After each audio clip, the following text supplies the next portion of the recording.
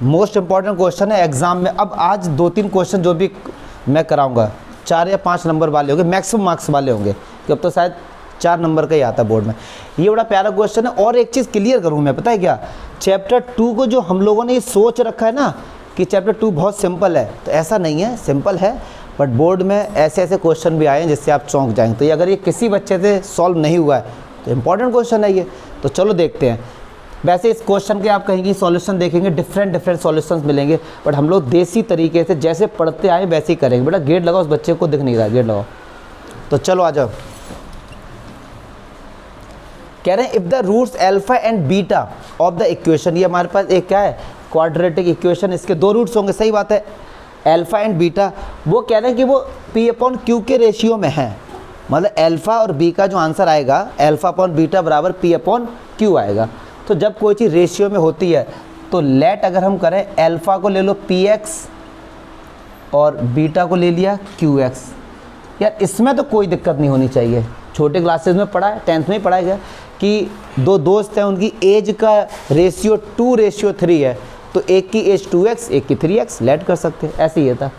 तो अब चलो इतना आ गया। अब normally sum of the zeros अगर मैं आपसे पूछूं, सम ऑफ द जीरोज़, आप बोलेंगे सर माइनस का B/A, तो सम ऑफ द जीरोज़ मतलब जीरोज़ का सम करो, तो एक क्या है Px और एक क्या है जी Qx, और अब माइनस b की वैल्यू देखो वहाँ से क्या है n, और a कितना है जी l, सही बात। a क्या होता है जो x² के आगे होता है, b क्या होता है जो x का कोफिशिएंट होता है। यहाँ से मैं x कॉमन ले सकता हूँ, तो या P + Q = माइनस का n/L, हल्का हल्का दिख रहा है देखो n/L, धीरे धीरे करेंगे। चलिए product of the zeros, product of the zeros कितना होगा C/A, तो ये क्या होगा इनका मल्टीप्लाई Px × Qx। C की वैल्यू कितनी है जी उसमें देखो ज़रा n, और A कितना है L, इसका मल्टीप्लाई होगा तो ये क्या होगा Pqx² = n/L। पहले तो यार बताओ यहाँ तक किसी बच्चे को कोई दिक्कत है तो बताइए, यहाँ तक। अब एक बात सुनो, यहाँ पे देखो बताने को एज अ टीचर हम लोग क्या है ना प्रैक्टिस करते रहते, समझ जाते हैं क्वेश्चन का सॉल्यूशन कैसे होगा, बट फर्स्ट टाइम अगर आप करें तो एक चीज़ देखिए, यहाँ पे रूट आ रहा है, सॉल्यूशन में रूट आ रहा है, अगर यहाँ पे x² आ रहा है, x की वैल्यू निकालोगे रूट में आएगी ना, तो यहाँ से x की वैल्यू निकालिए। अगर मैं ये काम डायरेक्ट करता तो बच्चों के मतलब दिमाग में आता सर यहाँ से ही वैल्यू क्यों निकाली, यहाँ से भी तो हम लोग वैल्यू निकाल सकते थे, सही बात है, लेकिन यार रूट आ रहा है ना तो x² की वैल्यू निकालेंगे, रूट में आएगी, तो x² बराबर क्या होगा, ये उधर जाएगा डिवाइड में, तो 1/PQ और n/L, देखो ये डिवाइड में जाएगा, यस और नो, और फिर अगर स्क्वायर हटेगा तो क्या लग जाएगा, अंडर रूट लग जाता है।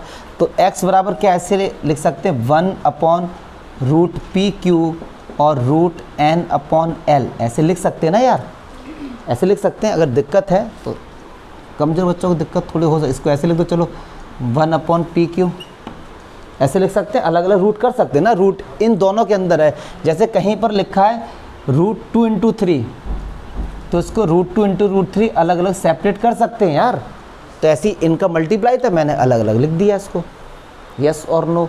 और अगर मैं अलग करना चाहूँ तो इसको ऐसे भी लिख सकते हैं,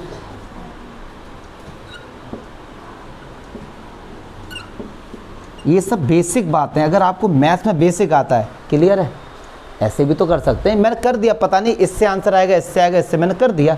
अब ये x की वैल्यू उठा के इक्वेशन 1 में हमें क्या करनी है जी, पुट करनी, और आपका आंसर आ जाएगा, पुट इन इक्वेशन फर्स्ट।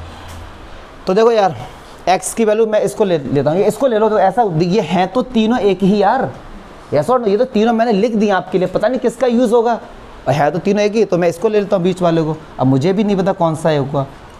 तो x की वैल्यू ये मैंने x की वैल्यू पुट करी, और ये क्या P + Q बराबर माइनस का, ये क्वेश्चन इसलिए अच्छा है, इसमें कैलकुलेशन बहुत है, मज़ा आएगा आपको। अब एक बात सुनो, ये माइनस है, अगर कहीं पे 2 लिखा है, क्या मैं इसको √2 × √2 लिख सकता हूँ, ऐसे ही माइनस का n अपॉन एल है, देखते हैं अभी, देखते हैं। तो मैं यहीं पे कर दूँ, माइनस के n अपॉन एल को क्या ये लिख सकते हैं? लिख सकते हैं ना यार। क्यों लिखा? देखो भाई साहब ये कैंसिल हो गया है, यस और नो, ठीक है। अब इसका इसके साथ क्या होगा जी? मल्टीप्लाई। तो सब ना p का मल्टीप्लाई इसके साथ होगा, तो p का मल्टीप्लाई इसके साथ होगा, प्लस q का मल्टीप्लाई इसके साथ होगा, और ये माइनस का इधर आएगा तो किसका हो जाएगा? बराबर 0, यस और नो। अच्छा अब देखो, रूट के बाहर जैसे अगर कहीं ये लिखा है, मतलब रूट एक्स और इसके बाहर लिखा हुआ 3, मतलब 3 रूट एक्स लिखा है, मैंने कहा 3 को रूट के अंदर लेके जाओ तो स्क्वायर में जाता है, तो ये कैसे जाएगा अंदर? 3 का स्क्वायर 9x, यस और नो। 3 का स्क्वायर क्या होगा? 9 अंदर जाएगा ना। ऐसे ये p है, जब ये p इसके अंदर जाएगा तो किस में जाएगा? स्क्वायर में। किस में जाएगा जी?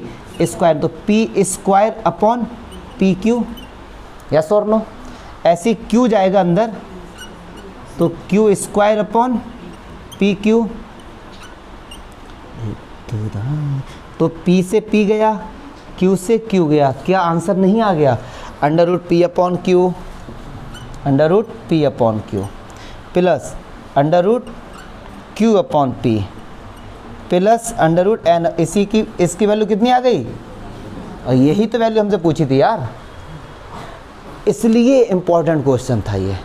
और अगर भले ही बोर्ड में नहीं आया आपके ये क्वेश्चन, अगर आपको लग रहा है सर बहुत टफ है, पहले तो आ सकता है, और अगर नहीं भी आया मान लो, तो इस क्वेश्चन आपको बहुत कुछ नया सिखा दिया कि ऐसे भी क्वेश्चन चैप्टर 2 या 4 में आ सकते हैं। Some of the zeros, product of the zero. अब इसे रटना नहीं है कि सेकंड इक्वेशन में से x की वैल्यू निकाल, नहीं भाई साहब, रूट था तो रूट यहीं से आएगा निकल के, और ये बेसिक बात है। देखो अब एक बात समझना, मैंने x के 3 लिखे, लेकिन इसका यूज़ हुआ, इन दोनों का नहीं हुआ। हमने लिख लिए तीनों, और पता नहीं किसका यूज़ हो जाता। तो कोई डाउट है तो बताइए यहाँ तक। देखो अच्छा क्वेश्चन था ये, मज़े आ जाएंगे ऐसे क्वेश्चन जब